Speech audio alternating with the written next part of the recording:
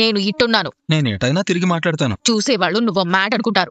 అనుకున్న వాళ్లతో నేను ఏకీభవించాను. అలాగని అనుకోవద్దని కూడా చెప్పను. మంచైనా చెడైనా సరే నా కోసం ఒకరు వాళ్ళ టైం కేటాయించి మరీ ఆలోచిస్తున్నారంటే ఐఎమ్ వెరీ హ్యాపీ. నిన్ను చిన్నప్పుడే ఓ మంచి డాక్టర్కి చూపించుంటే మతిపోకుండా అప్పుడే తగ్గుండేది. చాలా బాగా చెప్పావు. కాకపోతే దీంట్లో నువ్వు నాకంటే సీనియర్. చూసింది చాలు, ఇచ్చిన మాట ఏంటో గుర్తు చేయి. నీకు వెనక కూడా కళ్ళున్నాయంట్రా? నీలాంటి దాని గురించి నాకంటే బాగా ఎవరికి తెలుస్తుంది? నా టైం వేస్ట్ చేయకు. నీకు నచ్చిందే నేను చేస్తాను, అవుట్ హౌస్ లోంచి వెళ్ళిపోతాను అన్నావు కదా. నేను ఇప్పుడు అవుట్ హౌస్ లో ఉన్నానా? లేవు. మళ్ళీ వస్తానని చెప్పానా? చెప్పలేదు. అప్పుడు మాట తప్పినట్టు ఎలా అవుతుంది? ఆఫీస్కి వచ్చావు కదరా. నేను దీపా గారికి అడ్వైజర్ని. నువ్వు ఇక్కడ ఉండడం కూడా నాకు ఇష్టం లేదు. ఇది నీకు సంబంధం లేదు. నువ్వు నాకంటే కనిపించకూడదు. అయితే కళ్ళు మూసుకో. ఆఫీస్ లో కూడా కనిపించకూడదు. పోయి ఇంట్లో కూర్చో. నీ గొంతు నాకు వినపడకూడదు. అయితే చెవుల్లో దూది పెట్టుకో. నువ్వు మళ్ళీ ఏదో కొత్త ప్లానే చేశావు. అయితే అదేంటో నువ్వే చెప్పు. తెలివిగా మాట్లాడరా. తెలివైన వాళ్ళు తెలివిగానే మాట్లాడతారు, నీలాగా మాట్లాడరు. నా మొహం ఎందుకు చూడడం లేదు? నాకిష్టం లేదు. అబద్ధం చెప్తున్నావురా. నిజం చెప్పు. నిజం చెప్పడానికి ధైర్యం ఉంటే చాలు, కానీ అబద్ధం చెప్పడానికి కారణాలుండాలి. కారణం చాలా విలువైంది జోస్నా. ఇప్పుడు నేను విలువైన కారణాన్ని నీకోసం సృష్టించలేను. ఫైనల్ గా నువ్వు నాకేం చెప్తున్నావురా? నిజం కంటే అబద్ధం చాలా గొప్పది. దాన్ని నేను నీకోసం చెప్పాలనుకోవడం లేదు అని చెప్తున్నాను. నీతో నేను వాదించలేనురా. వాదించమని నేనేం అడగలేదే. ఆ మాట నా మొహం చూసి చెప్పరా. మొహం చూడనందుకు ఫీల్ అవుతున్నావా? దానికి కారణం ఏంటని అడుగుతున్నాను. నాకు చూడాలనిపించట్లేదు. నాకు కూడా నిన్ను చూడాలనిపించడం లేదు. చూడకు. జరిగిందంతా మనసులో పెట్టుకుని నా మీద మళ్ళీ ఏదైనా ప్లాన్ చెయ్యాలని చూసావే అనుకో, నువ్వేం చేయలేవు. ఎందుకంటే నేను ఏమీ చెయ్యాలనుకోవడం లేదు కాబట్టి. లేదురా, నువ్వింత సైలెంట్ గా ఉన్నావంటే ఏదో ప్లాన్ చేశావు. నిన్ను నేను తక్కువ అంచనా వేయకూడదు. నా గురించి ఎవరికి చెప్పకపోవడం, నా మొహం చూడకపోవడం, ఇలా తప్పించుకుని తిరగడం, ఇవన్నీ చూస్తుంటే ఏదో గట్టిగానే ప్లాన్ చేశాను. సార్, మిమ్మల్ని చైర్మన్ గారు పిలుస్తున్నారు. వస్తున్నాను, పద. Okay sir. మా తాతతో ఏం చెప్తావు? ఎందుకు పిలిచారో తెలియనప్పుడు నేనేం చెప్తాను? ఎందుకు వెళ్ళిపోయావని అడిగితే అబద్ధం చెప్పను. నిజం చెప్తావా? నిజం కూడా చెప్పను. రే చచ్చినోడా, ఏం చెప్తావో చెప్పి పోరా.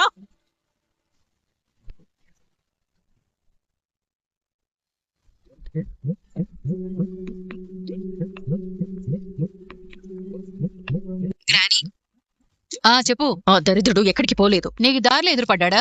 ఆఫీస్కి వచ్చి తగలడ్డాడు. అనుకున్నాను. వీడేంట్రా జోస్న తిట్టిందని అవుట్ హౌస్ ఖాళీ చేసుకోవడం ఏంటా అనుకున్నాను. అందుకేనా నువ్వు మా మమ్మీకి సపోర్ట్ గా మాట్లాడుతున్నావు? నేను విలని కాకూడదని ఒక మాట అన్నాను. ఇదిగో మనిద్దరం ఒకటే కదా. మనం కూడా పొడిచిందేం లేదు. నువ్వే పంపేశావని అందరికీ చెప్తున్నాడా? అసలు వాడి పద్ధతే విచిత్రంగా ఉంది గ్రాని. ఎలా ఉంది? రాత్రి ఏం జరగనట్టు, నేను వాడిని కొట్టనట్టు, అసలు నేనెవరో కూడా తెలియనట్టు బిహేవ్ చేస్తున్నాడు. ఇదేంటే కొత్తగా ఉంది. నా మొహం చూడట్లేదు గ్రాని. నువ్వేమైనా ఫీల్ అవుతున్నావా? గుద్దనంటే ముక్కు పగులుతుంది. ఎవరిది?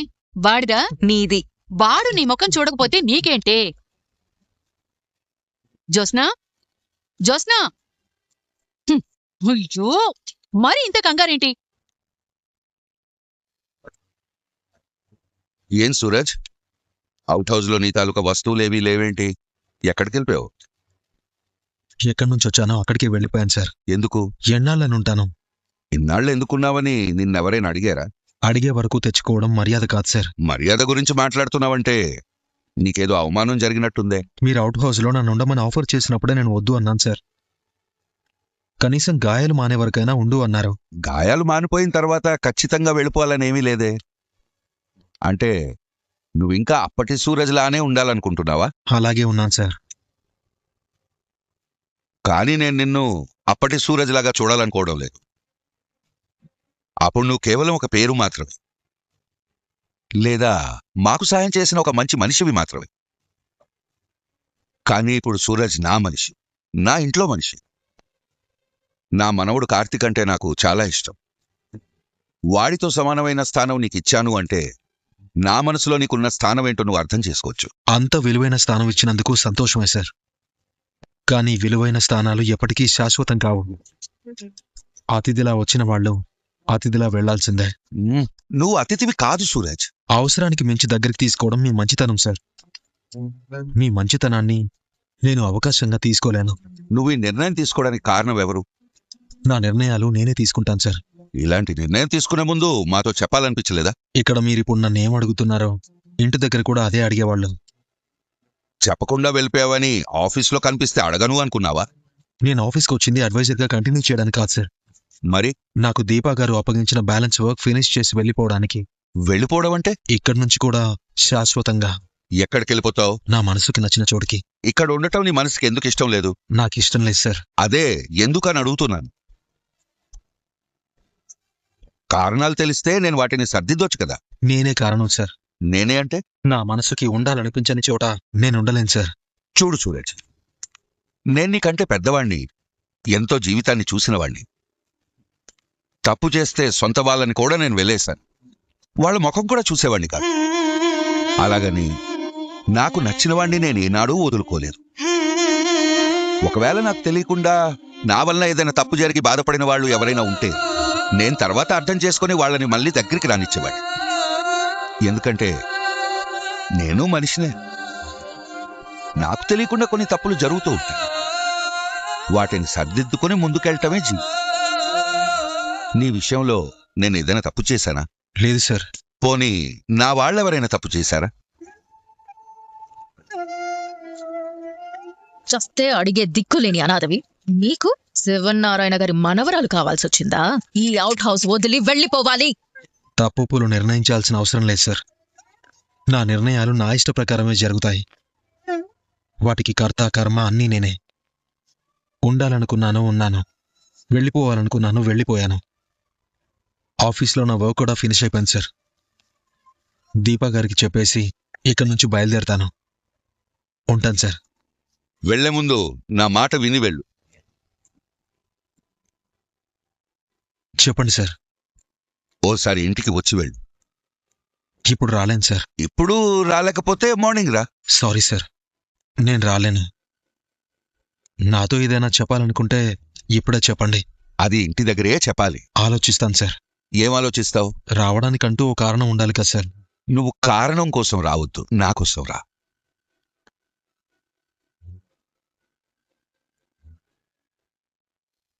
ఏం చెప్పకుండా వెళ్ళిపోయాడేంటి? సూరజ్ మౌనాన్ని ఎలా అర్థం చేసుకోవాలి? వస్తానన్నా రానన్నా?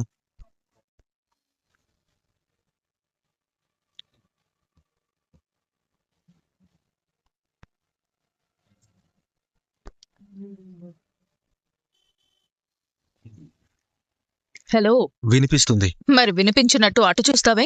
ఎటు చూడాలో నాకెవరూ చెప్పాల్సిన అవసరం లేదు. నేను స్కూటీ ఆపింది నీకు లిఫ్ట్ ఇవ్వడానికి. నేను అడగలేదే. ఇద్దరు వెళ్లేది ఒకే చోటు కదా. అరేరే, నేను ఈ సంగతి ఏం మర్చిపోయాను. తమరిప్పుడు అవుట్ హౌస్ లో ఉండడం లేదు కదా? నీ మెమరీ బాగా వర్క్ చేస్తున్నట్టుంది. ఇంతసేపటికి ఒక మంచి విషయాన్ని నీకు గుర్తు చేసింది. అవుట్ హౌస్ కాకపోతే ఇంకెక్కడా ఉండుంటావు కదా. ఎక్కడ డ్రాప్ చేయాలో చెప్తే అక్కడ డ్రాప్ చేస్తా. అవసరం లేదు. ఇన్ని రోజులు నువ్వు నన్ను ఆఫీస్కి డ్రాప్ చేశావు కదా, రుణం తీర్చుకుంటున్నాను అనుకో. నేనెవరికీ రుణపడలేదు. మాటలో ఏదో తేడా వచ్చింది. నీ చెవికి ఏదో ప్రాబ్లం ఉన్నట్టుంది. చూపులో కూడా తేడా వచ్చింది. మంచి కంటి డాక్టర్కి చూపించుకో. చూపించుకుంటాలే గాని లోపలేం మాట్లాడావు? ఏ లోపల? నిన్ను మా తాత లోపల పిలిచాడు కదా, ఎందుకు? మాట్లాడడానికి. ఏం మాట్లాడావు? నేను మాట్లాడడానికి కాదు, శివనారాయణ గారే నాతో మాట్లాడడానికి. పోనీ ఆయనే నీతో ఏం మాట్లాడారో చెప్పు. అది నీకెందుకు చెప్పాలి? తెలుసుకోవడానికి. ఒకరి మాటలు మరొకరితో చెప్పే అలవాటు నాకు లేదు. మా తాత మాటలు నాతో చెప్పొచ్చు. అలా అయితే ఈ మాట నువ్వు శివనారాయణ గారి ముందు అడగాలి. ఈ మాట నా మొహం చూసి చెప్పొచ్చు కదా. కొన్నింటికి అర్హత ఉండాలి. నీకు నా మొహం చూసి మాట్లాడే అర్హత లేదని నాకు తెలుసు. నువ్వెలా అయినా అనుకో, ఎందుకంటే నువ్వనుకునే దాని గురించి నేనేమనుకోను. అది నీ ఇష్టం. మా తాతతో నా గురించి ఏమైనా చెప్పావా? బ్రదర్, నేనే రైడ్ బుక్ చేసింది. రేయ్ సూరజ్, రేయ్ సూరజ్, నేను ఇక్కడ నీతో మాట్లాడుతున్నాను రా. నువ్వు పద బ్రదర్. రేయ్ రేయ్ ఆగరా, రేయ్ అహంకారి, నువ్వు మళ్ళీ జీవితంలో నా కంటికి కనిపించుకురా. ఏంటి చూసినా? ఎవరిని తిడుతున్నావు? ఇంకెవరిని? నీ అడ్వైజర్ సూరజ్ గారిని. తనిప్పుడు నా అడ్వైజర్ కాదు. ఎందుకు? నేను ఇంక రానని చెప్పి వెళ్ళిపోయాడు. నిజంగా వెళ్ళిపోయాడా? నిజంగానే వెళ్ళిపోయాడు. మరి నా మొహం ఎందుకు చూడడం లేదు? అది సూరజ్నే అడగాలి. అడిగిన దానికి సమాధానం చెప్పడం లేదు. అసలేంటి నీ బాధ? బాధ కాదు బావా, కోపం. చూస్తుంటే నీది కోపంలో లేదు, మరెలా ఉంది? సూరజ్ నీ వైపు చూడనందుకు బాగా డిసప్పాయింట్ అయినట్టు ఉంది. అలాగని నీతో చెప్పానా? కొన్ని చెప్పాల్సిన అవసరం లేచాను మరదలా. మొహం చూస్తే అర్థమైపోతుంది. చూస్తుంటే నీది కోపంలో లేదు, మరెలా ఉంది? సూరజ్ నీ వైపు చూడనందుకు బాగా డిసప్పాయింట్ అయినట్టు ఉంది. అలాగని నీతో చెప్పానా? కొన్ని చెప్పాల్సిన అవసరం లేచాను మరదలా. మొహం చూస్తే అర్థమైపోతుంది. అలాంటిదేం లేదులే బావా. కొందరు మన జీవితంలో నుంచి వెళ్ళిపోతే హ్యాపీగా ఉంటాం. సూరజ్ కూడా అలాంటి వాడే. జోస్న పైకి కోపం నటిస్తుంది గాని లోపల బాధపడుతుంది బా. కనిపిస్తోంది బావా. ఇంతకీ మన సూరజ్ పరిస్థితి ఏంటి? తాత సూరజ్తో ఏం చెప్పాడో మనతో చెప్పాడు కదా. చూద్దాం సూరజ్ ఏం చేస్తాడు. నన్ను కాసేపు ఒంటరిగా వదిలే. నీ జీవితం బాగుపడ్డానికి సరైన నిర్ణయం తీసుకునే టైం వచ్చింది. వచ్చిన అవకాశాన్ని నాశనం చేసుకోకు. నిర్ణయం తీసుకోవడానికి ఇంకేం మిగల్లేదు. ఆ సూరజ్ గాడు ఇంట్లో నుంచి పోవడానికి ఏం చేయాలో అది చేశాను. వాడు పోయాడు. నువ్వు కూడా మర్చిపో. నీకా దేవుడు అందంతో పాటు తెలివిచ్చుంటే బావుండేది. నేను తెలివైన దాన్ని కాబట్టే నా జీవితం ఆ సూరజ్ గాడికి బలైపోకుండా కాపాడుకున్నాను. ఆపవే పిల్లబాతు బజార్. ఎవరైనా నిద్రలో కలగంటారు, కాని నువ్వేమో మెలకులోనే కలగంటున్నావు. నీకు మతిపోయి బుర్ర మోకాల్లోకి దిగిపోయింది. అందుకే వాస్తవాన్ని కిలోమీటర్ దూరం నుంచి చూస్తున్నా. అయితే నీకు రియాలిటీ చూపించాల్సిందే. ఏంటది? చూపిస్తాను, చూడు. ఇదెందుకు? సూరజ్ గాడిని నీకు కట్టబెట్టకుండా ఈ ఇంట్లో వాళ్ళు నిన్ను వదిలిపెట్టరు. నేను చచ్చినా వాణ్ణి పెళ్లి చేసుకోను. సరే అయితే నీకున్న బలాలు, వాడికున్న బలాలు, నీకున్న బలహీనతలు, వాడికున్న బలహీనతలేంటో చూద్దాం. సూరజ్, జోస్న. 1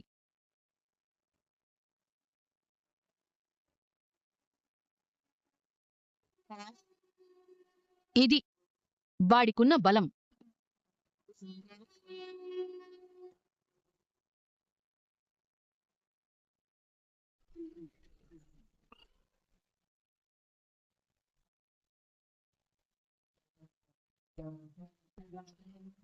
గ్రానీ, ఏంటి నీ పేరు రాసావ్? సారీ, నేను కూడా వీళ్ళ పార్టీలో చేరిపోయాను. ఉదయం నువ్వు వాళ్ళకి సపోర్ట్గా మాట్లాడినప్పుడే నాకు డౌట్ వచ్చింది. కానీ నా దగ్గర కవర్ చేశా. అవునే, కవర్ చేశాను. చూడు, నేను చెప్పేది నువ్వు బుర్ర పెట్టుకుని విను. చెప్పు. నువ్వు దాసు కూతురివి. ఈ విషయం వాడికి తెలీదు. కార్తీకి, దీపకి తెలిసినా సూరజ్ గడికి చెప్పరు. నీ పెళ్లి తర్వాత ఆస్తి మొత్తం నీ పేరు మీద రాస్తానని అన్నాడు మీ నాన్న. ఏంటి గుర్తుందా? 15 నెలల లోపు తన కూతురికి పెళ్లి కాకపోయినా, పెళ్లై సంతానం కలగకపోయినా ఈ ఆస్తి మొత్తం తన మేనల్లుడి కుటుంబానికి చెందుతుంది. నువ్వు నా కూతురివి కాదని చెప్పు, ఇప్పుడే వీలునామా మారుస్తాను. గుర్తుంది. ఈ పెళ్లి ముహూర్తం పెట్టగానే వాళ్ళంతా ఆ పని మీదే ఉంటారు. మెళ్ళో 3 ముళ్ళు పడ్డంతో పాటు ఆస్తి కూడా నీదే అవుతుంది. సూరజ్ అనాథ కాబట్టి బడి ఇల్లరికం వస్తాడు. నువ్వు పెళ్ళైన తర్వాత కూడా ఈ ఇంట్లోనే ఉండొచ్చు. నువ్వు ఆడిందే ఆట, పాడిందే పాట, అడ్డు అదుపు లేకుండా నీకు నచ్చినట్టు ఉండొచ్చు. పైగా నువ్వు ఈ పెళ్లికి ఒప్పుకుంటే మీ అమ్మ కూడా నిన్ను నెత్తిలు పెట్టుకుని చూసుకుంటుంది. ఆ సూరజ్ గాడికి నువ్వంటే ఇష్టమే. కాకపోతే వాడు నీలాంటోడే, ఏది నేరుగా చెప్పి చావడు. నీకు మనసులో వాడంటే ఓకే అనున్నా నీ అహంకారం ఒప్పుకొనివ్వట్లేదు. అలాగని నేను నీతో చెప్పానా? ఆఫీసులో వాడు నిన్ను చూడకపోతే నీకెందుకే కోపం వచ్చింది? వాడు నీకంటే తెలివైనోడే. ఎవర్ని ఎలా ఒప్పించాలో వాడికి తెలుసు. వాడందల్లో కూడా నీకు సరైన జోడేనే. వాణ్ణి నువ్వు పెళ్లి చేసుకుంటే వాడొక్కడే ఈ రెస్టారెంట్నంతా నడుపుతాడు. నువ్వప్పుడు దర్జాగా యువరాణిలా బ్రతకొచ్చు. నిన్నలా చూడాలని దాసు కూతురుగా ఉన్న నిన్ను దశరథ కూతుర్ని చేసింది జ్యోత్స్న. ఈ సంబంధం వద్దన్నావనుకో, వీళ్ళు వేరే సంబంధం చూస్తారు. అప్పుడు నువ్వు పెళ్లి చేసుకుని అత్తారింటికెళ్ళిపోవాలి. అప్పుడు ఆ బ్రతుకు నువ్వు కోరుకున్నట్టు ఉండదే. నా మాట విని పెళ్లికి సరే అని ఒప్పుకోవే.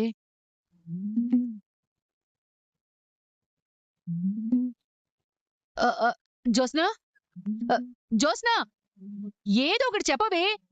నీకీ పెళ్లి ఇష్టమే కదా? మౌనంగా పోయింది అంటే ఏమర్థం చేసుకోవాలి? ఈ రోజు మేము సూరజ్తో మాట్లాడుతున్నాం. సూరజ్తో ఏం మాట్లాడతారు? పోయాడు కదా. వస్తాడు. మీతో చెప్పాడా? రానని నీతో చెప్పాడా? వాడొస్తాడో రాడో పక్కన పెట్టండి. వాడితో ఏం మాట్లాడతారు? నీ పెళ్లి గురించి. పెళ్లి గురించి మాట్లాడడం ఏంటి? నిన్ను పెళ్లి చేసుకోమని సూరజ్ని అడగబోతున్నాం.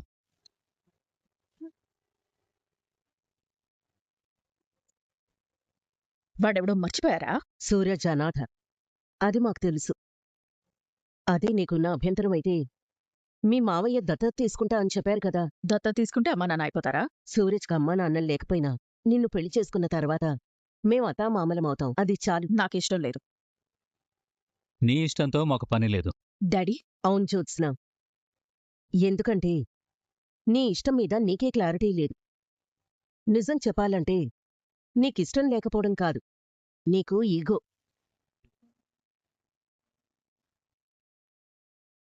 చాలాసార్లు మన అహంకారం మనకొచ్చే చాలా అవకాశాల్ని దూరం చేస్తుంది.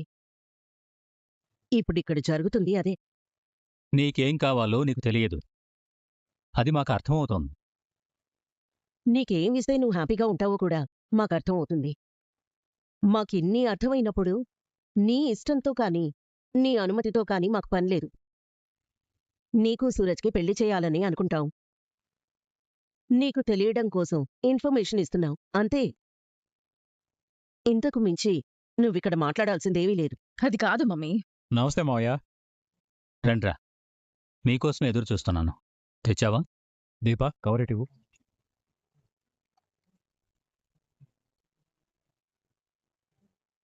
అంతా నువ్వు చెప్పినట్టే రాయించాను మావయ్య. ఏంట్రా అది? వీలునామా పారు. లాయర్తో రాయించి తీసుకొచ్చాను. వీలునామా ఏంటి దశరథ? కార్తీక్, దాంట్లో ఏముందో అందరికీ అర్థమయ్యేలా చెప్పు. ఈ వీలునామా ప్రకారం సూరజ్ జ్యోత్స్న మెళ్ళో తాళి కట్టిన మరుక్షణం ఈ ఆస్తి మొత్తం జ్యోత్స్నకే దక్కుతుంది.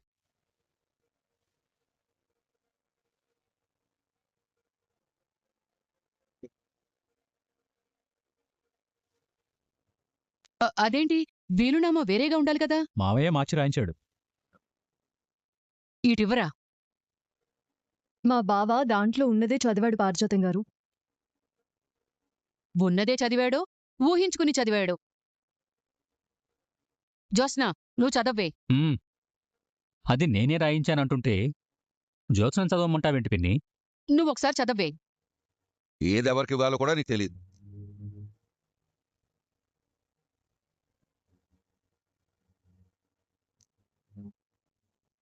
ఏంటి దశరథ ఇదే? ఇప్పుడు ఈ వీలునామా మార్చి రాయించాల్సిన అవసరం ఏమొచ్చింది? దానికి కారణం నేనే మావయ్య గారు.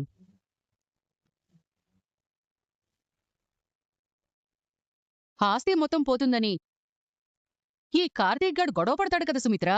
అలా ఇంతకు ముందు జరగలేదు, ఇక మీదట జరగదు. తాత ఆస్తిలో నాకు ₹1 కూడా అవసరం లేదు.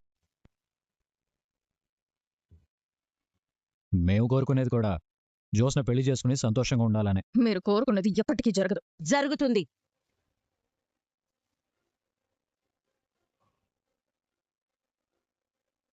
ఎందుకు నన్ను బలవంతంగా ఈ పెళ్లి కొప్పించాలనుకుంటున్నారు? బలవంతమేం లేదు జ్యోత్స్న. ఎందుకంటే ఇదేమీ అప్పటికప్పుడు అనుకోకుండా తీసుకున్న నిర్ణయమేమీ కాదు. మీ అమ్మ నేను బాగా ఆలోచించి నీ ప్రవర్తనకి, నీ పద్ధతికి ఎలాంటి వాడైతే సరిగ్గా సరిపోతాడో అలాంటి వాణ్ణే చూశాం. ఇన్నేళ్ల తర్వాత ఈ ఇంటికి ఎలాంటి అల్లుడు కావాలో అలాంటి అల్లుడు దొరికాడు. పెళ్ళైన తర్వాత ఆస్తి మొత్తం నీది. నీది అంటే నీది, నీ భర్తది. అందుకే మీ నాన్న ఈ రకంగా వీల్నామా రాయించారు. నేను చెప్పినట్టు విని సూరజ్ని పెళ్లి చేసుకో. మీ నాన్న మాట్లాడుతున్నారు కదా, సమాధానం చెప్పకుండా వెళ్ళిపోతున్నావేంటి? సుమిత్ర, నువ్వుండు. నేను పిలుస్తాను.